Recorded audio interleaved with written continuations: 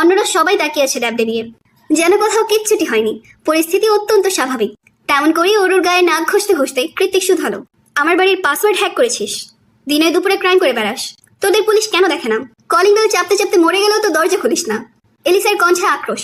ঘুম জড়ানো কণ্ঠে কৃতিক বলে ওঠে, দেখতেই পাচ্ছিস ঘুমিয়েছিলাম। এই দুপুরবেলায় কে ঘুমায়? তাও আবার দুজন গাদাগাদি করে কাউচে শুয়ে। তোদের খাটের অভাব পড়েছে?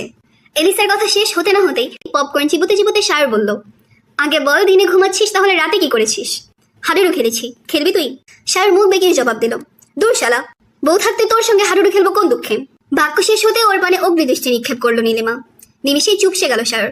মুখ ভর্তি আস্ত পপকর্ন গলধকরণ করতে করতে মিনমিনিয়ে বলে উঠল, ইয়ে মানে মুখ ফুসকে বেরিয়ে গেছে জান।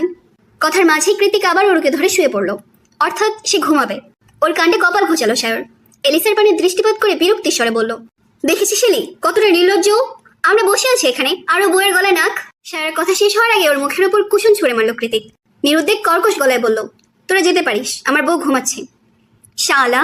সায়র চটে গিয়ে কিছু বলবে তার আগেই